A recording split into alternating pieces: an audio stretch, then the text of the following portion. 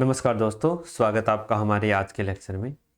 आज का जो अपना टॉपिक रहने वाला है ये होने वाला है भूमि सुधार, लैंड रिफॉर्म से रिलेटेड। इसमें हम जानेंगे कि कौन सी ऐसी व्यवस्थाएं थी जो हमारे देश में आज़ादी से पहले चलती थी, कौन से भूमि सुधार हैं वो आज़ादी के बाद करने के प्रयास किए गए हैं, मुख्य रूप से काश्तकारों को क्या समस्याएं हैं, उनका निवारण करने के लिए कौन से अधिनियम और कानून बनाए हैं। इसी के ऊपर अपना ये आज का टॉपिक है, ये बेस है। आरएस प्री और मेंस में ये कृषि के अंतर्गत सब टॉपिक के रूप में पूछा जाता है, और कृषि जो पीएसआई के अंदर है उसमें भी ये सब टॉपिक के रूप में पूछ सकते हैं, अधिनियम वगैरह। तो शुरुआत करते हैं कि भूमि सुधार आखिरकार कहते किसे हैं। भारत में क्या है, बहुत सारी कृषि भूमि है, कृषि प्रधान देश है। स्वतंत्रता से पहले क्या था कि जो भी कृषक थे भूमि उनकी नहीं थी भूमि या तो जमींदारों में बांटी हुई थी, या गांव में भूमि है तो किसी महाल के अंडर में आते थे। जिन्हें जमींदार और महाल है, या जहां पर डायरेक्ट अंग्रेज अधिकारी के अंडर में लगान वसूली होती थी, वो उनको भूमि के स्वामित्व से बेदखल कर देते थे। और जमींदारों की स्थिति ये आज़ादी के बाद भी बनी रही थी, जिसको धीरे धीरे करके उन्मूलित किया गया। तो भूमि सुधार का मतलब है कि भू स्वामित्व का उचित एवं न्यायपूर्ण तरीके से वितरण करना, कि जो गांव के लोग हैं, ग्रामीण क्षेत्र में रह रहे हैं, उनके पास कम से कम थोड़ी बहुत इतनी तो कृषि भूमि होनी चाहिए ताकि वो अपना जीवन यापन कर सके। दूसरा, फिर अगर हम किसी से पट्टे पर, लीज पर भूमि ले रहे हैं, जैसे हमारे गांव में हम देखते हैं कि चौथिए पे ली हुई है, आध पे ली हुई है, हिस्से पर, तो उसका क्या प्रावधान किया जाना चाहिए, उससे हम कितना लगान वसूल सकते हैं, उसके लिए उसको क्या चीज़ें देनी चाहिए। क्योंकि जैसे अब प्रधानमंत्री किसान सम्मान निधि योजना चल रही है, वो किसको मिलती है, वो जो भूस्वामी है उसको नहीं, उसको ही मिलती है। जो काश्तकार होता है, जो वास्तव में वहाँ पर पट्टे पर लेकर के कृषि कर रहा है, हिस्से पर, चौथिए पर, उसको नहीं मिलता है। दूसरा, फिर जो फसलों का बीमा आता है वो भी काश्तकारों को नहीं मिलता, वो भी भूस्वामी के अकाउंट में जाता है। तो ऐसी कौन सी व्यवस्था की जाए जिससे काश्तकारों को इनका लाभ मिल सके, ये आज पूरा डिस्कशन करेंगे हम भूमि सुधार चैप्टर के अंदर। तो भूमि सुधार से अभिप्राय हमने देख लिया कि भू स्वामित्व का उचित एवं न्यायपूर्ण तरीके से वितरण करना ही भूमि सुधार से संबंधित है। इसमें दो प्रकार के सुधार हम कर सकते हैं, एक संस्थागत सुधार और दूसरा तकनीकी सुधार। संस्थागत सुधारों में जमींदारी प्रथा का उन्मूलन, ये क्या है, यहाँ पर मिसप्रिंट हो गया, मध्यस्थों का लिखना था, यहाँ पर क्या है, मध्यस्थों का अंत, मध्यस्थों का अंत। भू स्वामित्व का कृषकों को हस्तांतरण करना। आज़ादी के बाद जिस कृषक के पास जितनी कृषि भूमि थी, तो जमींदारी उन्मूलन में जो आदमी जितनी भूमि पर कृषि कर रहा था वो उसी का स्वामी बना दिया गया था। खेतों के आकार में सुधार करना, चकबंदी, हदबंदी के द्वारा जोतों का आकार अपने इंडिया में बहुत कम है, ये सबसे बड़ी समस्या है, उसका निराकरण करना। सहकारी और सामुदायिक कृषि को बढ़ावा देना, खेतों का उपविभाजन और विखंडन को रोकना, लगान में कमी करना, और भूधारण अधिकारों को सुदृढ़ करना, उनको स्थायित्व प्रदान करना। तकनीकी सुधार में हम देखें तो कृषि का आधुनिकीकरण करना, उन्नत किस्म के बीज, उर्वरक, कीटनाशक हैं उनका प्रयोग करना, बेहतर सिंचाई व्यवस्था लाना, उन्नत उपकरणों और तकनीकों का प्रयोग करना, अच्छा भंडारण है, कोल्ड स्टोरेज है, उनकी व्यवस्था करना, और अच्छी विपणन यानी मार्केटिंग की व्यवस्था करना, एपीएमसी वगैरह मंडी जो होती है उनकी व्यवस्था करना। ये आते हैं तकनीकी सुधारों के अंतर्गत, और ये आते हैं संस्थागत सुधारों के अंदर। ठीक है, तो एक बार हम भारत में भूमि का वितरण देखते हैं कि आखिर ये समस्या इतनी बनी हुई क्यों है। अभी भी 60% जो भारत की भूमि है वो क्या है, जिस पर कृषि होती है, कृषि योग्य भूमि है। ये टोटल 159 मिलियन हेक्टेयर है, जो यूएसए के बाद सबसे बड़ी कृषि क्षेत्र कहाँ पर है, भारत में है। लेकिन जीडीपी में योगदान इसका मात्र 17 से 18% ही है। जब अपना देश आज़ाद हुआ था उस समय लगभग ये 40% था, और फिर घटता जा रहा है। इतनी बड़ी भूमि को यूज करके भी जीडीपी में योगदान बहुत कम मिल रहा है। इसके भी बहुत से कारण हैं, और 49% जनसंख्या जो है वो प्रत्यक्ष रूप से कृषि पर निर्भर है। 20 से 25% अन्य आर्थिक क्रियाओं में काम में ली जाती है, उद्योग धंधे हो गए, फैक्ट्री हो गई, बिजनेस हो गया, इन सब चीज़ों के अंदर। 15 से 20% क्या है, सघन वन है, और 5% भूमि ऐसी है जिसका कोई मानक रिकॉर्ड नहीं है। तो कृषि भूमि सबसे ज़्यादा होने के बावजूद इसका जीडीपी में योगदान कम है। इसका मतलब सीधा सा है कि इसकी उत्पादकता बहुत कम है। उत्पादकता कम क्यों होती है? उत्पादकता कम होती है जब कृषि जोतों का आकार है वो एक सीमा से बहुत कम हो जाए। हमारे देश में लगभग 86% लघु और सीमांत किसान हैं। ये हम इकोनॉमी के फर्स्ट चैप्टर में देखा था कि लघु और सीमांत किसान क्या है। मतलब एकदम छोटे किसान जिनके पास 4 हेक्टेयर से कम भूमि है। भारत में प्रति किसान औसत भूमि की उपलब्धता है वो भी कम है। 1971 में ये 2.28 हेक्टेयर थी, जो 2015 की कृषि जनगणना में 1.08 हेक्टेयर हो गई है। और जब कृषि जोतों का आकार कम होता रहेगा तो क्या होगा? कृषि उत्पादकता कम हो जाएगी, किसानों की आय भी कम होगी। जब उत्पादकता कम है तो ग्रामीण गरीबी बढ़ जाएगी, आय की असमानता है वो भी बढ़ जाएगी, और सामाजिक न्याय है उसमें क्या आएगी? कमी आएगी। क्योंकि आय की असमानता बढ़ती है, सभी लोग एक लेवल पे नहीं होते हैं, तो वहाँ पर सामाजिक न्याय है उसमें कमी आती है।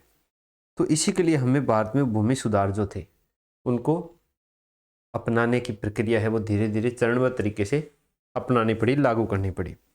इसको हम इस चार्ट के माध्यम से समझते हैं कि कैसे कैसे हम आज इनको पढ़ने वाले हैं। सबसे पहले हम भारत में जो भूमि सुधार है उसको 2 भागों में बांटेंगे, एक स्वतंत्रता से पहले और दूसरा स्वतंत्रता के बाद। स्वतंत्रता से पहले हम मुख्यतः 3 व्यवस्थाओं का जिक्र करेंगे, नॉर्मल देखेंगे। जमींदारी व्यवस्था, जिसको स्थायी बंदोबस्त भी कहा जाता है, रैयतवाड़ी और महालवाड़ी। फिर स्वतंत्रता के बाद जो है उसको हम 2 भागों में बांटेंगे, एक 1991 से पहले और दूसरा 1991 के बाद। 1991 से पहले क्या सुधार हुए थे? जमींदारी उन्मूलन, काश्तकारी सुधार और लगान का विनियमन हुआ था। फिर काश्तकारी सुधारों में हम 3 चीज़ देखेंगे, काश्तकारों के सुरक्षा कानून के बारे में, काश्तकारों को स्थायित्व के बारे में और भूमि के पुनर्वितरण के बारे में। फिर भूमि का पुनर्वितरण है वो भी 3-4 प्रकार से हुआ था, जिसमें चकबंदी, हदबंदी, सहकारी कृषि और भूदान आंदोलन है वो चलाए गए थे। 1991 के बाद में 3 चीज़ें पढ़ेंगे, भूमि रिकॉर्ड का कंप्यूटरीकरण देखेंगे, भूमि अधिग्रहण नियम 2013 और उसके संशोधन देखेंगे, और मॉडल कृषि भूमि पट्टा अधिनियम 2016 लेटेस्ट, जो स्वामित्व प्रदान करता है लोगों को अपनी भूमि का, वो देखेंगे। तो इस प्रकार से हम भारत में भूमि सुधार है उसके बारे में सारा कंसेप्ट क्लियर करेंगे। अब सबसे पहले देखते हैं कि स्वतंत्रता से पहले भारत में क्या प्रणाली थी। तो सबसे पहले है जमींदारी या स्थायी बंदोबस्त। इसको 1790 में लॉर्ड कॉर्नवालिस के द्वारा शुरू किया गया था, जिसमें किसानों से जो लगान लिया जाता था उसका 10/11 भाग किसको देते थे? सरकार को देते थे, और 1/11 भाग है वो जमींदार खुद रखते थे। इसमें 1794 में सूर्यास्त का नियम लागू किया गया, जिसके अंतर्गत कि जो जमींदार निर्धारित तिथि के सूर्यास्त तक अगर सरकार को ऋण लगान जमा नहीं कराएगा तो उसके स्वामित्व वाली जो भूमि है वो क्या कर दी जाएगी? नीलाम कर दी जाएगी, दूसरे को दी जाएगी। इसलिए वो क्या करेगा? वो जो निश्चित अवधि है उससे काफ़ी समय पहले ही लोगों से लगान वसूलने के लिए उन पर शोषण करेगा, अत्याचार करेगा। तो इससे किसानों का शोषण है वो बढ़ता रहा।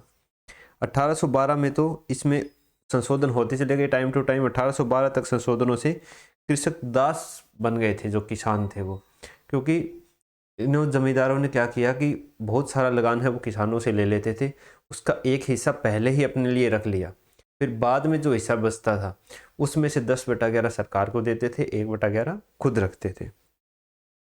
फिर अनुपस्थित या दूरवर्ती जमींदारों को इसने क्या दिया? बढ़ावा दिया।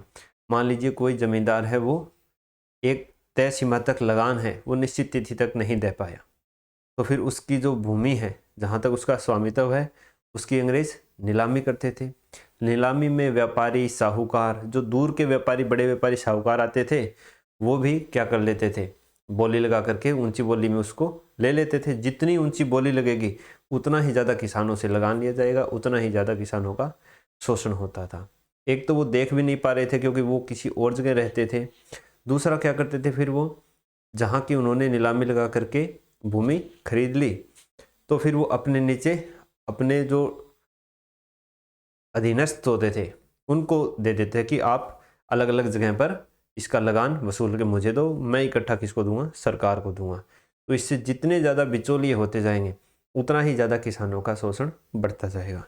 तो उपसामंतीकरण की यहाँ पर जो स्थिति थी वो पैदा हो गई थी। ये था स्थायी बंदोबस्त। फिर है रैयतवाड़ी। रैयत कहा जाता है किसान को, जहाँ किसानों से सीधे सीधे ऋण लिया जाता था अंग्रेजों के द्वारा। इसमें जो पंजीकृत भूमिदार थे, जो भूस्वामी थे, जिनकी भूमि पंजीकृत थी, उसी को भूमि का स्वामी माना जाता था और उससे फिर अंग्रेज सरकार है वो सीधा ऋण वसूलती थी। ये 1712 में टॉमस मुनरो और कैप्टन रीड के द्वारा शुरू की गई और ये ज़्यादातर दक्षिण भारत में ये प्रणाली लागू थी। इसमें भू राजस्व दर थी वो अत्यधिक थी, 1/3 दर थी।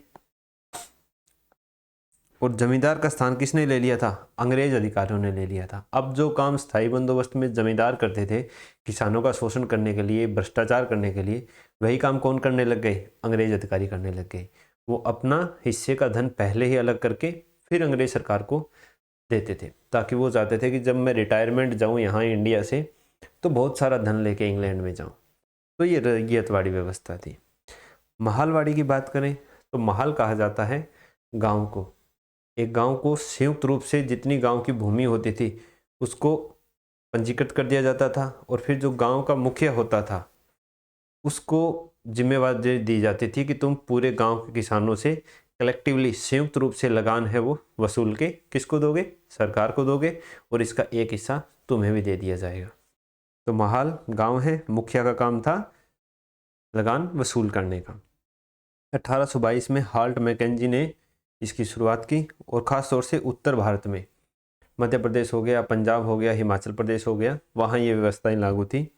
और भू राजस्व का निर्धारण संयुक्त रूप से होता था और चूंकि मुखिया शक्तिशाली हो जाता था, क्योंकि मुखिया को ये अधिकार दिया गया था कि अगर कोई किसान उसको तय सीमा तक लगान नहीं चुकाता है तो उसको भूमि से बेदखल कर सकता है।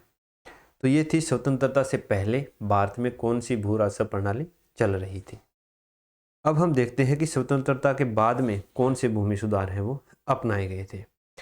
बहुत सारे भूमि सुधार स्वतंत्रता के बाद में अपनाए गए, लेकिन एक ही सुधार ऐसा है जो सबसे पहले लागू किया गया और जो सबसे ज़्यादा सफल रहा। उस सुधार का नाम है जमींदारी का उन्मूलन, जमींदारी या बिचौलियों का उन्मूलन। इसकी शुरुआत 1948 में मद्रास राज्य द्वारा की गई। अब चूंकि राज्यों को ही इसके कानून बनाने थे, क्योंकि जो कृषि है वो राज्य का विषय है, तो अलग अलग समय पर 1954 तक लगभग सभी राज्यों ने इसके लिए कानून बना दिए थे। हालांकि जमींदार थे वो कोर्ट में गए थे, विभिन्न प्रकार के दस्तावेजों में उसने फेरबदली करने की कोशिश की, लेकिन अंततः पहली पंचवर्षीय योजना की समाप्ति तक पूरी तरह जमींदारी प्रथा थी वो उन्मूलित हो चुकी थी। 1954 तक लगभग सभी राज्यों ने इसके लिए कानून बना दिए थे। फिर है काश्तकारी सुधार। काश्तकार तो आप जानते ही होंगे कौन होता है। काश्तकार होता है जो किसी और से कृषि के लिए भूमि लेता है, वहाँ पर कृषि करता है और फिर जो उत्पादन होता है उसका एक हिस्सा भूस्वामी को देता है और एक हिस्सा खुद ले लेता है। अपने सारे राजस्थान से आप तो आपको पता ही है कि कई जगह चौथिए पर दी जाती है, कई जगह हंसे पर दी जाती है। जहाँ चौथिए पर देते हैं वहाँ पर जो काश्तकार होता है उसका कोई खर्चा नहीं लगना, उसको सिर्फ मेहनत करनी है। जो हंसे पर दी जाती है उसमें भूस्वामी और काश्तकार दोनों को आधा आधा उत्पादन मिलता है। उसमें क्या है कि जो स्प्रे करते हैं, कीटनाशक का उपयोग करते हैं, फसल को निकलवाते हैं, उनके लिए आधा आधा खर्चा होता है। मतलब ये एक प्रकार के मौखिक अनुबंध होते हैं। तो हंसा है, चौथिया है, ये सारी चीज़ें। तो जो हमारी कृषि भूमि है उसको कोई दूसरा अगर ले करके उस पर कृषि करे और हमें उस पर उत्पादन का कोई हिस्सा दे लगान के रूप में, तो उसी को हम काश्तकार बोलते हैं, उस बंदे को। काश्तकार 3 प्रकार के होते हैं। एक होता है दखलकारी काश्तकार, दूसरा होता है ऐच्छिक काश्तकार और तीसरा होता है उप काश्तकार। ये 3 टाइप के हैं। दखलकारी काश्तकार वो काश्तकार होता है जो भूस्वामी के साथ लिखित अनुबंध करता है। ठीक है, वो लिखित में लीज पर उसकी भूमि लेगा, उसके ऊपर कृषि उत्पादन का कार्य करेगा। समझदार काश्तकार होगा वो। फिर आते हैं ऐच्छिक काश्तकार। ये लिखित अनुबंध नहीं करते, ये मौखिक अनुबंध करते हैं और सबसे ज़्यादा भारत में मौखिक अनुबंध पर ही कृषि है वो की जाती है। काश्तकार मौखिक अनुबंध से ही कृषि करते हैं। उपकास्तकार दखलकारी काश्तकार के साथ मौखिक अनुबंध। अब जो दखलकारी काश्तकार है, जो लिखित में अनुबंध करता है, वो छोटा मोटा बंदा नहीं होता है। तो वो क्या है, एक तो पढ़ा लिखा बंदा होगा, बड़ा किसान टाइप होगा, और वो कई सारी इकट्ठी ज़मीन एक साथ ले लेगा, 100 बीघा, 150 बीघा। फिर उनको क्या करेगा, किसी दूसरे और छोटे काश्तकारों को दे देगा। 20 बीघा किसी को दे दी, 25 किसी को दे दी, 30 किसी को दे दी। तो वो जो दखलकारी काश्तकार से भूमि पट्टे पर ले रहे हैं वो क्या कहलाएंगे, वो उपकाश्तकार कहलाएंगे। ठीक है, ये इसके क्या फायदा होता है फिर दखलकारी काश्तकार के नीचे वालों को देने का। ये दखलकारी काश्तकार किस में लेता है, आधे में लेता है, जबकि इनको कितने में देता है, इनको 1/4 में देता है, और यहीं से इसका फायदा निकल जाता है। क्योंकि इसके पास लगाने के लिए पैसे होते हैं। ये जो उपकाश्तकार होते हैं, ये अत्यंत क्या होते हैं, गरीब हैं। इनके पास खाद बीज के इनके पैसे भी नहीं होते हैं, तो भूमि का प्रबंधन करते हैं ट्रैक्टर से, उसके पैसे भी नहीं होते हैं, क्योंकि पहले पैसे काश्तकारों को ही लगाने पड़ते हैं, बाद में हिसाब होता है। इसलिए उपकाश्तकारों का शोषण सबसे ज़्यादा होता है। तो ये 3 कैटेगरी हमने देख ली। फिर आता है कि अब इनके लिए सरकार ने क्या व्यवस्था की है। सरकार ने इसके लिए सिर्फ अनुबंध लिखित हो तो केवल कानूनी प्रक्रिया से ही बेदखली की जा सकती है काश्तकारों के लिए। ये काश्तकारों की सुरक्षा और स्थायित्व के लिए कानून बनाया है। लेकिन इसके लिए अनुबंध क्या होना चाहिए, लिखित होना चाहिए। क्योंकि अनुबंध लिखित होता है, उसमें सब कुछ लिखा होता है कि इतने समय के लिए इतने रुपए में या इस लगान की दर से हमने ये भूमि लीज पर ली है। उसको अगर बेदखल करोगे फिर कानूनी प्रक्रिया का पालन करना पड़ेगा। लेकिन भारत में समस्या क्या है कि जो अनुबंध है वो लिखित होते ही नहीं है। ज़्यादातर अनुबंध क्या होते हैं, मौखिक होते हैं। और किस आधार पर बेदखल किया जाएगा, सिर्फ 3 आधार पर। एक, कि ये समय पर लगान ना चुकाता हो। दूसरा, ये अच्छे से भूमि का प्रबंधन नहीं कर रहा हो, भूमि को बंजर बनाने की कोशिश कर रहा हो। और तीसरा है खुद काश्त के आधार पर। खुद काश्त क्या होता है कि जब भूस्वामी अपनी कृषि भूमि पर खुद खेती करता है। मान लीजिए मैंने किसी को पट्टे पर अभी भूमि दे रखी है, किसी काश्तकार को, तो जब मैं उस काश्तकार से भूमि छुड़ाऊंगा, जब लिखित अनुबंध हो रखा है तब की बात है, मौखिक में तो ऐसे ही छुड़ा लूँगा, तो मैं वहाँ पर अगर खुद खेती करूँगा तभी उस काश्तकार से मैं भूमि छुड़वा सकता हूँ। ये नहीं है कि उस काश्तकार को हटा के मैं किसी दूसरे काश्तकार को वो भूमि दे रहा हूँ। तो ये 3 चीज़ हैं, जब लगान समय पर नहीं चुकाता, जब भूमि को बंजर बनाने का प्रयास कर रहा हो, और जब खुद काश्त के आधार पर। लेकिन ये भी पूरी तरह असफल रहा ज़्यादातर, क्योंकि लिखित अनुभव का अभाव था और स्वेच्छा से बेदखल होने को तैयार थे काश्तकार, अपनी इच्छा से कि हमें इनके साथ कोई कानूनी प्रक्रिया नहीं अपनानी है। ठीक है, आज ये हमें बेदखल कर रहा है तो हम इसकी भूमि छोड़ देंगे। क्योंकि जो जिसके पास ज़्यादा भूमि होगी वो क्या, ज़्यादातर कौन होते थे, गांव के मुखिया हो गए, साहूकार हो गए, बड़े बड़े गुर्गे होते थे, जिनके पास शारीरिक शक्ति भी ज़्यादा होती थी, आर्थिक शक्ति भी ज़्यादा होती थी। तो कोई मार पिटाई करे, इससे अच्छा है कि आप अपनी इच्छा से ही उसकी भूमि छोड़ दो। तो ये 2 तरीके थे। इस कानून में क्या था कि इस कानून के अंतर्गत भूस्वामी काश्तकार को अपनी भूमि का एक हिस्सा किसके रूप में देगा, क्षतिपूर्ति के रूप में देगा। मतलब जब कानूनी प्रक्रिया के द्वारा वो अपने काश्तकार को बेदखल करेगा तो थोड़ा हिस्सा उसको क्षतिपूर्ति के रूप में दे देगा। ये था काश्तकारों को सुरक्षा संबंधी कानून। फिर आता है काश्तकारों के लगान का नियमन। तो जब योजना आयोग बना था हमारी स्वतंत्रता के बाद, तो उसने ये सिफारिश की थी कि जो कुल उत्पादन है उसका 1/5 या 1/4 भाग से ज़्यादा लगान नहीं देना चाहिए काश्तकारों को, भूस्वामियों को, जो लगभग 20 से 25% होता है। लेकिन चूंकि कोई लिखित अनुबंध नहीं होता तो मौखिक में 50% वाला भी चलता है। जनसंख्या के दबाव के कारण भूमि की सापेक्षिक कमी हो रही है। ठीक है, जब कैसे कोरोना आ गया, कोरोना में सारे लोग कहाँ से आ गए, शहरों से गांव की ओर आ गए, तो भूमि पर और ज़्यादा दबाव बढ़ जाता है। तो काश्तकारों को, मतलब काश्तकारों में भी प्रतिस्पर्धा हो जाती है कि हमें भूमि मिले पट्टे पर। काश्तकार ज़्यादा हो जाते हैं, भूस्वामी कम हो जाते हैं, तो इसलिए वो फिर 50% में भी लेने को क्या रहते हैं, तैयार रहते हैं। भूस्वामियों का ग्रामीण व्यवस्था पर पूरा नियंत्रण रहता है, क्योंकि वो आर्थिक रूप से क्या होते हैं, सशक्त होते हैं, इसीलिए। फिर है स्वामित्व संबंधी अधिकार, कि काश्तकार को भी स्वामित्व मिल सकता है किसी कृषि भूमि का, कब मिलेगा? जब उसका लिखित अनुबंध हो और अगर वो 12 वर्ष से ज़्यादा उस पर कृषि कर रहा हो। इसे राज्य का प्रतिकूल नियम कहा जाता है। लिखित अनुबंध होना चाहिए काश्तकार का और भूस्वामी का, और फिर अगर उसने लगातार 12 वर्ष तक वहाँ पर कृषि की है तो फिर भूमि का स्वामित्व काश्तकार के पास चला जाएगा, बस उसने लगान है वो समय पर चुकाया हो। इसे ऑपरेशन बरगा के तहत शुरू किया गया था, जो मुख्यतः 3 स्टेट में ही सफल रहा, बंगाल, केरल और कर्नाटक में ही। इसीलिए क्या समस्या आती है कई बार कि जनसंख्या का दबाव अधिक होने से भूमि का पुनर्गठन भी करना पड़ता है, क्योंकि जितनी ज़्यादा अलग अलग भूमि होगी, जोतें जितनी ज़्यादा अलग अलग होगी, तो फिर उसमें उत्पादकता है वो उतनी क्या हो जाएगी? कम हो जाएगी। कृषि जोत समस्या है, 2 समस्या है, उपविभाजन और अपखंडन। अब ये उपविभाजन और अपखंडन क्या है, थोड़ा सा मैं बता देता हूँ आपको। ये कोई मान लीजिए भूस्वामी है ए, ठीक है, उसके पास कितनी एकड़ भूमि है? मान लीजिए 4 हेक्टेयर भूमि है। इसके हो गए 2 बेटे बी और सी, इनके कितनी आ जाएगी?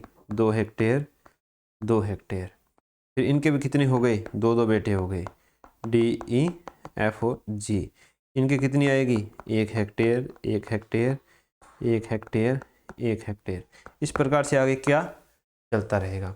तो ये जो हो रहा है इसको बोलते हैं भूमि का उपविभाजन। ये भूमि का उपविभाजन है, ठीक है। एक होता है अपखंडन, जिसमें क्या है? ए है, इसके पास कितनी भूमि है? 4 हेक्टेयर इसके पास भूमि है, लेकिन ये 4 हेक्टेयर क्या है? 1 हेक्टेयर यहाँ है, 1 हेक्टेयर यहाँ है, 1 हेक्टेयर यहाँ है, 1 हेक्टेयर यहाँ है। ये एक जगह पर ना होकर कितनी जगह है? 4 जगह हैं। इसको बोलते हैं भूमि का अपखंडन। तो ये उपविभाजन और अपखंडन की समस्या के अनुसार कृषि जोत है वो छोटी हो रही है। जोत का मतलब है एक किसान की भूमि, ये कृषि जोत हो गई। जितनी छोटी होती है उतनी ही ज़्यादा क्या आती है? समस्याएं आती है। कारण क्या है इसका? जनसंख्या वृद्धि हो रही है। जनसंख्या वृद्धि हो रही है तो वही उत्तराधिकार के नियम के अनुसार उनका उपविभाजन होता जा रहा है। संयुक्त परिवारों का विघटन हो रहा है, सब अपने अपने खेत है उसका विभाजन कर रहे हैं, मेड़ बना रहे हैं। उत्तराधिकार के नियम से उपविभाजन होता ही है, अपखंडन भी होता है। अब क्या है? लड़कियों को भी हिस्सा मिलने लगे है ज़मीन में। तो मान लीजिए कोई लड़की है यूपी की, उसका विवाह हो गया कहाँ पर? एमपी में हो गया। बॉर्डर एरिया में 50-60 किलोमीटर में जो होता रहता है। तो अब उस लड़की की ज़मीन यूपी में रहेगी उसके हिस्से की, अब वो एमपी से उसकी देखभाल करने थोड़ी आएंगे, तो इससे भी भूमि की उत्पादकता क्या हो जाती है? कम हो जाती है। उसके पति की भूमि है एमपी में, वो एक टुकड़ा अलग पड़ा है, तो ये भूमि का अपखंडन हो गया। किसानों की ऋणग्रस्तता, जब किसान पर कर्जा हो जाएगा तो वो क्या करेगा? जैसे ये उसकी कृषि भूमि है तो वो उसका ये टुकड़ा किसको करेगा? बेच देगा।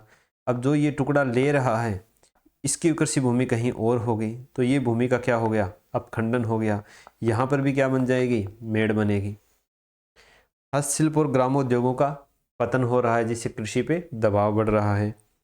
भूमि से लगाव है, जैसे मान लीजिए कोई किसान है, उसकी यहाँ पर भूमि है और यहाँ भूमि है, उसके 2 बेटे हैं ए और बी।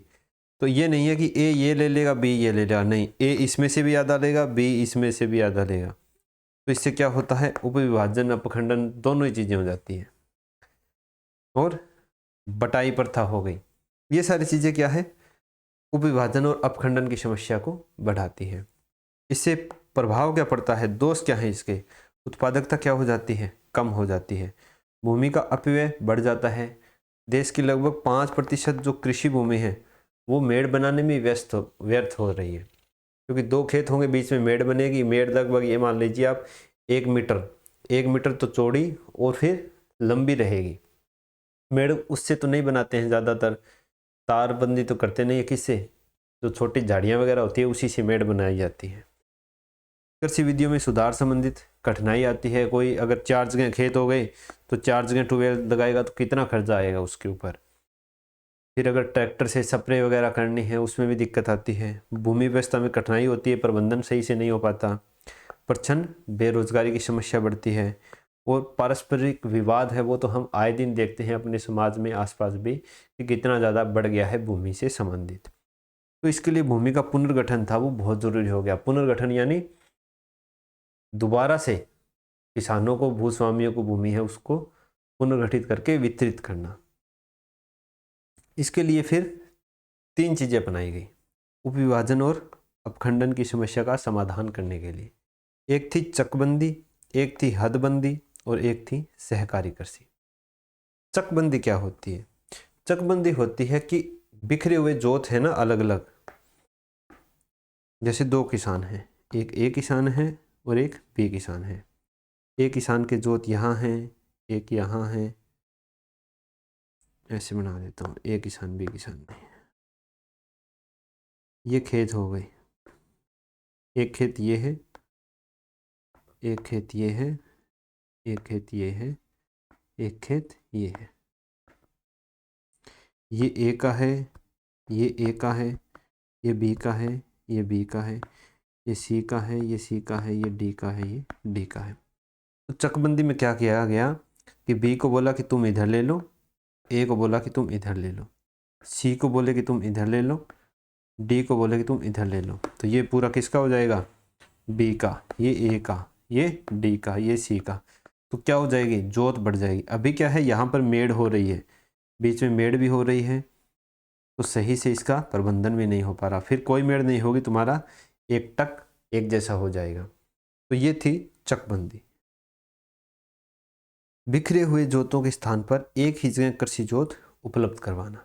लाभ क्या थे इसके? अपखंडन की समस्या में कमी आती, जोतों के आकार में वृद्धि हो जाती, मशीन तकनीक का प्रयोग संभव होता।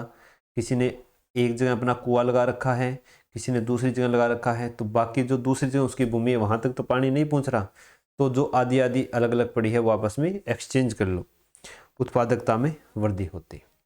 लेकिन इसके पीछे भी चुनौतियाँ थी, लोग इसके लिए भी तैयार नहीं हुए। क्यों नहीं हुए? एक तो सबसे बड़ा कारण था पैतृक भूमि से लगाव।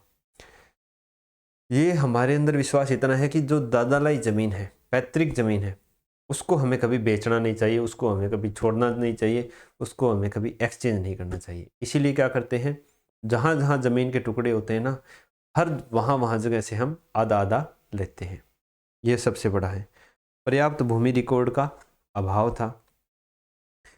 कई लोगों को बहुफसली के स्थान पर एक फसली भूमि दी जा रही थी, भ्रष्टाचार भी चल रहा था। कईयों की बढ़िया उपजाऊ भूमि है उसको दोहरे दिए जा रहे हैं, टिब्बे दिए जा रहे हैं, कईयों को बढ़िया ताल की जमीन दी जा रही है, इस कारण भी नहीं हो पा रहा था। पक्षपात और भ्रष्टाचार के आरोप तो लगे रहे थे। इस कारण जो चकबंदी थी वो भी अपना प्रभाव है वो भूमि सुधार में नहीं दिखा पाई। एक व्यवस्था की गई फिर हदबंदी। हदबंदी का मतलब होता है कि किसी न किसी चीज़ की तो हद होती है। यहाँ हद लगाई गई थी कि किसके पास कितनी ज़्यादा भूमि हो सकती है, मैक्सिमम। और इसके लिए पहले परिवार को इकाई बनाया गया था, पहले व्यक्ति को फिर परिवार को। जब व्यक्ति को इसके लिए इकाई बनाया तो व्यक्ति ने क्या किया, जो अपनी भूमि थी वो किस में बांट दी? अपनी बहू, बेटियों, पोतों, नातों में सब में बांट दी। अब उसके पास व्यक्ति के हिसाब से क्या हो गई? भूमि कम हो गई। बाद में सरकार ने इसको चेंज करके परिवार को इकाई बनाया। फिर भी क्या हुआ कि बहुत ज़्यादा ऐसे लूप होल लोगों को मिल गए, जैसे कि जो धार्मिक ट्रस्ट थे, धार्मिक संस्थान थे, उनको इससे बाहर रखा गया कि उनके पास कितनी भूमि हो सकती है। तो उन्होंने उससे एडजस्ट करके कि एक बार हम आपको भूमि दान में दे देते हैं, बाद में आप इसका हमें लगान चुकाता रहना, या जब मेरे बेटा हो जाएगा अलग राशन कार्ड बनवा लेगा तब उसके नाम कर देना। ऐसे ऐसे करके बहुत घपलाबाजी चली। तो ये भी पूरी तरह से क्या हुआ, प्रभावी सिद्ध नहीं हो पाया। राज्य सरकार व्यक्ति या परिवार को इकाई मानकर भूमि की ऊपरी सीमा तय करती है। ऊपरी सीमा तय कर देगी तो जिसके पास मान लो 500 है, 250 कर दी, तो वो 250 किसको देगी? जो भूमिहीन किसान होंगे उनको देगी। 250 तो पूरी एक को देगी नहीं, 25-25, 20-20 एक को दे दी, तो उसके कितने जोत हो गए? बहुत सारे जोत हो गए। तो ये यहाँ पर उपविभाजन और अपखंडन को बढ़ावा देती है। जैसे, लेकिन इसका इतना ज़्यादा फर्क नहीं पड़ता अगर आपकी जोत है वो एक सीमा से कम नहीं है। अमेरिका में कृषि जोत बड़ी है, इजराइल में कृषि जोत छोटी है। फिर भी इजराइल की जो उत्पादकता है वो क्या है, अमेरिका से ज़्यादा है। विश्व बैंक ने भी कहा है कि जब बहुत ज़्यादा बड़ी कृषि जोत हो वो भी फायदेमंद नहीं है कृषि के लिए, एक सीमा तक उसको कम किया जाए तो उत्पादकता में वृद्धि की जा सकती है। चुनौतियाँ, इसमें पहले व्यक्ति को इकाई माना जिसने बेनामी हस्तांतरण को बढ़ावा दिया। धार्मिक संस्थान थे वो इस कानून से क्या थे, बाहर थे। बागवानी फसली भूमि को भी इससे बाहर रखा गया था। अब ये क्या करते थे किसान, जैसे ही हदबंदी कानून लागू हुआ 2-4 बेरडी के पेड़ लगा दिए, कोई अनार का पौधा लगा दिया, अभी ये तो बागवानी फसल है, बागवानी भूमि है। उच्चतम सीमा भी बहुत ज़्यादा रखी गई थी, क्षेत्र के हिसाब से रखी गई थी। जैसे अपना राजस्थान है ना, तो दक्षिण राजस्थान में सीमा कम थी, पश्चिमी राजस्थान थी उसमें 200-200 बीघा तक थी। तो इस प्रकार से बहुत ज़्यादा थी, वो भी जो सीमा थी ना वो भी पहले से ही बहुत ज़्यादा थी, तो ये इतना इफेक्टिव नहीं रहा। फिर लेटेस्ट मॉडल निकल के आया सहकारी कृषि, जो सहकारिता पर आधारित हो, यानी कई लोग मिलके एक साथ आपस में इच्छा से सहकारी तरीके से कृषि करते हैं। मान लीजिए कोई 4-5 किसान हैं, ये हो गया, अब ये 4 किसान हैं ABCD, तो अगर ये चारों मिले और बोले कि हम ये अपनी मेड़ हटा लेते हैं, चारों क्या करते हैं, भूमि का अच्छे से प्रबंधन करते हैं एक साथ।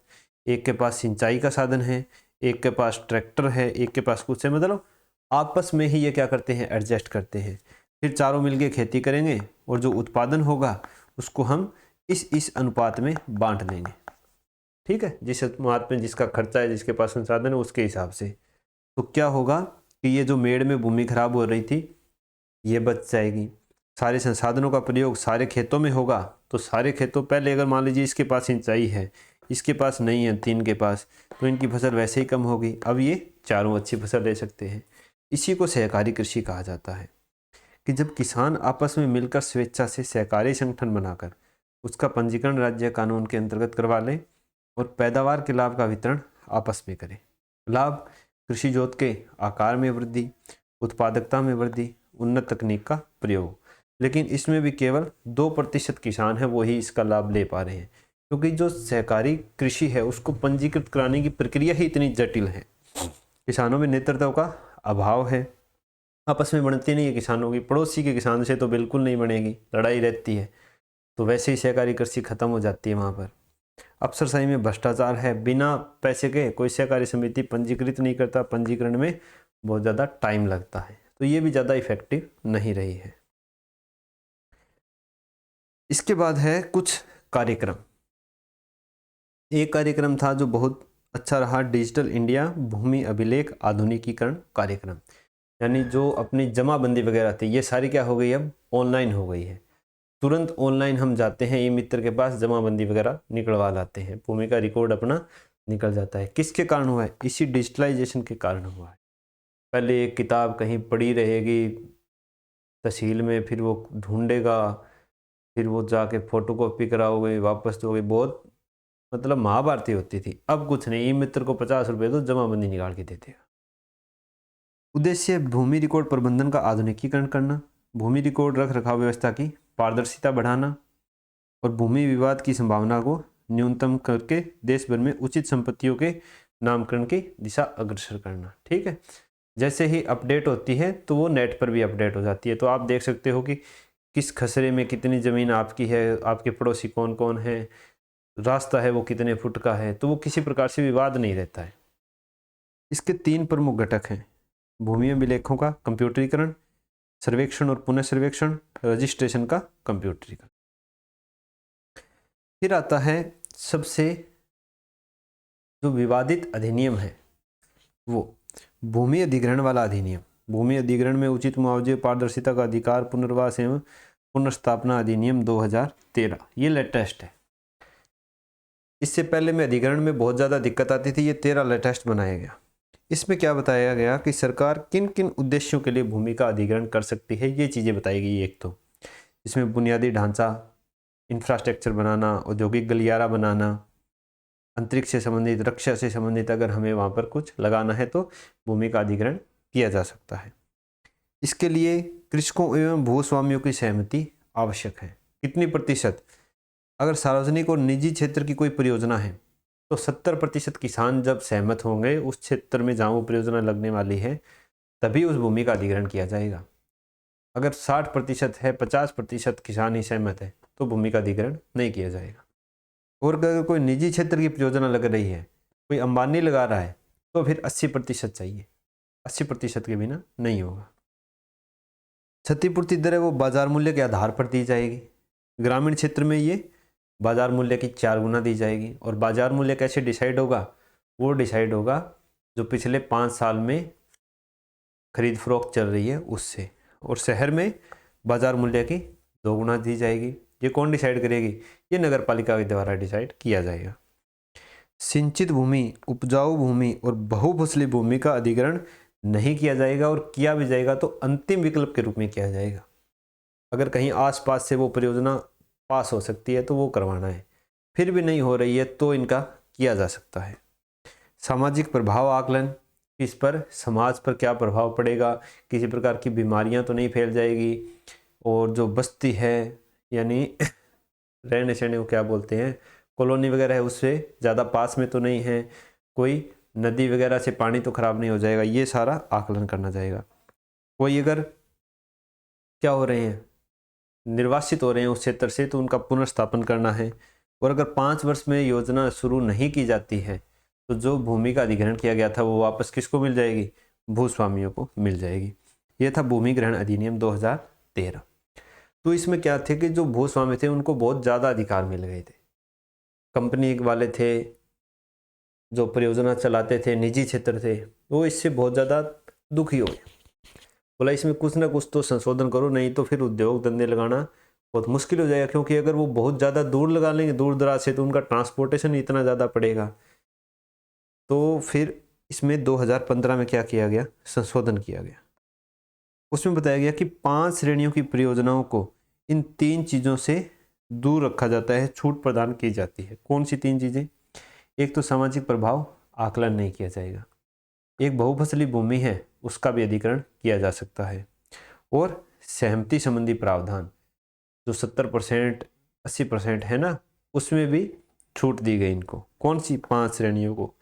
अगर कोई रक्षा से संबंधित परियोजना चल रही है, कोई एयरफोर्स स्टेशन बन रहा है, आर्मी बेस बन रहा है, तो भूमि का अधिग्रहण किया जाएगा, वहाँ पर फिर सहमति वगैरह नहीं चलेगी।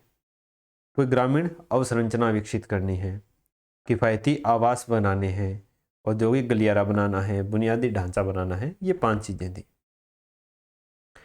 फिर आता है मॉडल कृषि भूमि पट्टा अधिनियम 2016। इसमें कृषि के जो पट्टे थे, इसमें किस प्रकार हम परिवर्तन होगा वो बताया गया था। कैसे? कि भूमि मालिकों और काश्तकारों को 2 चिंता होती है। भूमि मालिक को चिंता होती है राज्य के प्रतिकूल नियम का, कि जिसमें अगर वो काश्तकार को लिखित रूप में अनुबंध दे दे, तो अगर 12 साल तक काश्तकार उस पर खेती करेगा तो वो किसकी हो जाएगी? भूमि काश्तकार की हो जाएगी। ये डर किसको रहता है? भूस्वामी को रहता है। काश्तकार को क्या डर रहता है? काश्तकार को ये डर रहता है कि ये भूस्वामी मुझे कभी भी बेदखल कर सकता है। तो इन दोनों का समाधान किया गया। दूसरा, काश्तकार को जो ये योजनाएं हैं, जैसे किसान सम्मान निधि योजना हो गई, फसल का बीमा हो गया, इनका लाभ नहीं मिल पाता है, वो ऋण भी नहीं ले पाता है क्योंकि भूमि उसके नाम पर नहीं है। तो इन दोनों चीज़ों का समाधान करने के लिए मॉडल कृषि भूमि पट्टा अधिनियम 2016 लाया गया। भूमि मालिकों को विभिन्न पट्टेदारी कानूनों के तहत अपनी भूमि खोने का डर था, और भूमि मालिक इसके लिए पट्टेदारों को बदलते रहते थे, तो पट्टेदार विभिन्न सरकारी योजनाओं का लाभ प्राप्त करने में असमर्थ होते थे। तो इस अधिनियम ने क्या किया कि राज्य का प्रतिकूल नियम लागू नहीं होगा, चाहे काश्तकार उस पर 15 साल से कर रहा हो, 20 साल से कृषि कर रहा हो। भूमि है वो किससे छीनी नहीं जाएगी? भूस्वामी से। भूस्वामी भूमि को बेच भी सकता है, गिरवी रख सकता है, उपहार में भी दे सकता है, एक शर्त के साथ कि जो काश्तकार है उसके अधिकारों में कोई प्रकार का बदलाव नहीं होगा। फिर पट्टेदार को इससे क्या मिलेगा? संस्थागत ऋण मिल सकता है, फसल बीमा, अगर आपदा मुआवजा, ये सारी चीज़ें किसको मिलेगी? फिर काश्तकार को मिलेगी, भूस्वामी को नहीं मिलेगी। राज्य सरकार भूमि अधिग्रहण अधिग्रहण नहीं है, लैंड ट्रिब्यूनल भूमि अधिग्रहण है, भूमि अधिकरण यानी एक न्यायिक निकाय उसकी स्थापना करे जो इस अधिनियम के अंतर्गत जो विवाद उत्पन्न होंगे उनका क्या करे, समाधान करे। ऐसा नहीं है कि इसके लिए हम सिविल न्यायालय में जा सकेंगे, ऐसा नहीं हो सकेगा, भूमि अधिकरण की स्थापना की जाए। तो ये मॉडल कृषि भूमि पट्टा अधिनियम 2016। अब अपना लास्ट टॉपिक है भूमि सुधार से कि इससे संबंधित चुनौतियां क्या क्या रही और उन चुनौतियों के लिए क्या क्या सुझाव हैं। सबसे पहले है कि भारत में अधिकांश भूमि सुधार असफल ही रहे हैं एक जमींदारी उन्मूलन को छोड़ के। तो दृढ़ राजनीतिक इच्छा शक्ति के साथ लागू किया जाना चाहिए और पारदर्शिता अपनानी चाहिए। ये नहीं है कि आप चकबंदी के तहत किसी को उपजाऊ भूमि लेके उसको अनुपजाऊ भूमि दे रहे हो, भूदान आंदोलन में आप बंजर भूमि का दान कर दिया, ये नहीं होनी चाहिए। फिर भूमि विवाद से संबंधित न्यायालय प्रक्रिया बहुत लंबी है, तो भूमि प्राधिकरण है, अधिकरण भूमि अधिकरण वही लैंड ट्रिब्यूनल, उनकी स्थापना पर जोर देना चाहिए। खुद कास्ट की परिभाषा है वो स्पष्ट नहीं है अभी भी, उसको स्पष्ट करना चाहिए कि खुद कास्ट कौन होता है। उसके लिए वही किसान शामिल हो जिसकी जीविका का प्रमुख साधन उसकी भूमि हो और वह और उसका परिवार पूर्ण रूप से कृषि कार्य में संलग्न हो, वही खुद कास्ट कहलाएगा।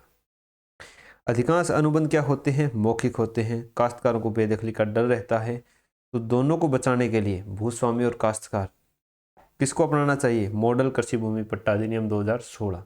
लेकिन ये भी नहीं अपनाएंगे। क्यों नहीं अपनाएंगे कि जो फसल का बीमा आता है वो भूस्वामी को मिलता है, वो फिर किसको मिलेगा, काश्तकार को मिलेगा। किसान सम्मान निधि योजना है वो किसके लिए आती है, भूस्वामी को मिलती है, फिर किसको मिल जाएगी, काश्तकार को मिल जाएगी। तो इसलिए ये भी नहीं किया जाता है। कृषि भूमि में अंतिम प्रमाणन का अभाव है, जमाबंदी होती है, उसको क्या बोलते हैं, मतलब भूमि नाम नहीं होती है, बस चढ़ जाती है बंदों के खातों में हिसाब से, भी मेरे को नाम याद नहीं आ रहा, ठीक है। तो उसका अंतिम प्रमाणन का अभाव है, तो रिकॉर्ड के डिजिटलीकरण को बढ़ाना चाहिए। स्वामित्व योजना, उसको स्वामित्व योजना RS मुख्य परीक्षा में पूछी गई है 2023 वाली में, ठीक है। ये बताना मेरे को कमेंट करके क्या होती है। भूमि अधिग्रहण क्या है, विवादित मुद्दा है, 2013 में बना था, उससे पहले भी कानून था, 2015 में इसमें संशोधन किया गया।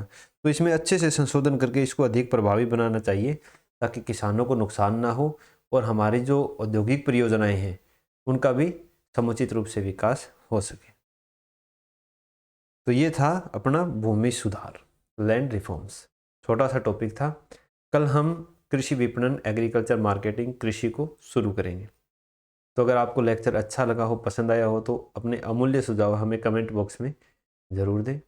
अपने दोस्तों को चैनल शेयर कर दें और आप भी नए हो तो सब्सक्राइब कर लीजिए। ये डिस्क्रिप्शन में मैंने टेलीग्राम चैनल के लिंक दिए हैं, उनको ज़रूर ज्वाइन कर लेना।